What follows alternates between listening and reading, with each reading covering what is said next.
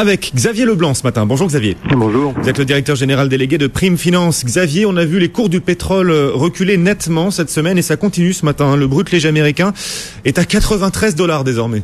Absolument, et on va voir si ça continue, ça va être intéressant. C'est plutôt très favorable à l'économie, la baisse des cours du pétrole, alors que dans le même temps, on a encore eu l'AIE aujourd'hui qui a tiré la sonnette d'alarme sur l'offre de pétrole actuelle dans le monde et surtout à venir. On a des grosses inquiétudes sur la capacité qu'on aura à répondre à la demande, en particulier des pays émergents. Ils ont revu à la hausse, encore une fois, la demande qu'on pourrait avoir dans les années à venir. Donc on a deux choses là qui s'opposent, une vision plutôt court-termiste et une vision à plus long terme.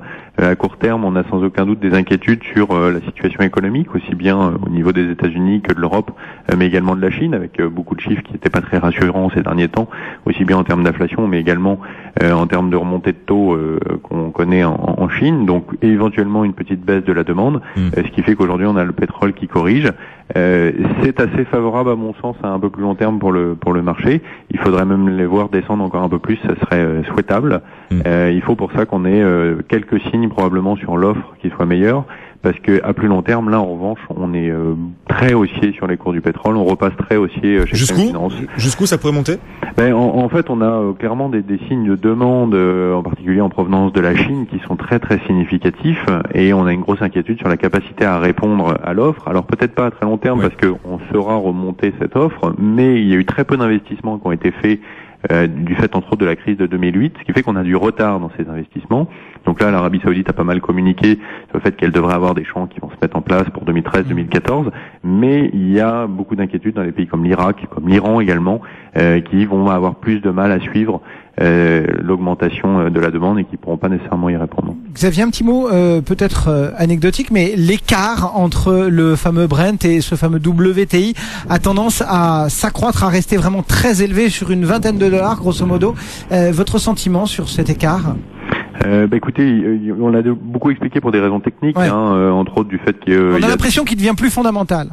Oui, en fait, on a un gros stock, effectivement, à Cushing aux US, qui pèse sur le WTI, mais dans le même temps, on a une très forte demande à notre temps sur le Brent, entre autres du fait que la Libye, qui produisait un pétrole de qualité, donc n'est plus sur le marché, et puis on ne devrait pas le revoir, à mon avis, avant 2014.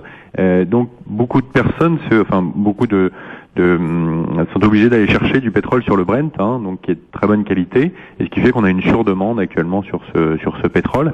Et on rappelle que c'est une petite production, on parle du Brent et c'est la référence aujourd'hui pour le monde du pétrole, mais malgré tout, l'offre de Brent dans le monde est très faible, donc ça représente 1,5% de l'offre globale par jour. Juste en un mot, Xavier, l'écart entre le Brent et le WTI devrait encore se renforcer prochainement? Il pourrait se renforcer, oui. Simplement là, comme on a une petite baisse quand même depuis quelques jours avec un peu moins de demande, donc une petite inquiétude comme je le disais, et bien là les deux pétroles ont tendance à baisser et l'écart se réduit légèrement. Si à nouveau on a un peu de tension et que les signes sur l'activité économique sont bons, je pense que l'écart peut se creuser encore un peu. D'ailleurs, il se creuse avec d'autres pétroles. C'est pas inintéressant de le voir que c'est pas uniquement le WTI et Brent, mais également avec le Dubai Crude, par exemple, on a eu un écart qui n'avait jamais été atteint. Si on prend 10 secondes pour s'attarder sur les denrées agricoles, les courses sont bien détendues cette semaine quand même. Quand on regarde, par exemple, le blé, le maïs, ça se poursuit ce matin ou pas? Oui, ça ressort. Alors très légèrement. Pour l'instant, c'est difficile d'avoir une idée précise sur la séance du jour. Ça a encore corrigé de manière significative hier, en particulier sur le blé qui a pris quasiment 4% à Chicago, plus de 2% sur le maïs. On a un contexte économique, on l'a dit, aussi bien pour les actions que pour les matières premières, qui est un petit peu pesant. Mais au-delà, on a eu des nouvelles, en particulier sur le maïs, où aux États-Unis, le maïs est très entraîné par des subventions au niveau de l'industrie de l'éthanol. Vous avez à peu près un tiers de la production américaine de maïs, qui est le premier producteur mondial, mais également le premier exportateur, qui part dans l'industrie de l'éthanol. Donc, pour vous donner une idée, c'est autour de 120 millions de tonnes sur une production mondiale de 830 à peu près. Donc, c'est considérable. Or, est en discussion actuellement au Sénat, aux États-Unis, une baisse ou même une suppression des subventions à l'industrie de l'éthanol, qui pourrait amener à ce moment-là une forte baisse de la demande de la part de cette industrie pour le maïs, et ce qui remettrait une partie de la production de maïs ou des stocks de maïs à disposition pour le marché, ce qui explique entre autres la baisse actuelle, puisqu'il y a sans aucun doute une grosse tension sur le marché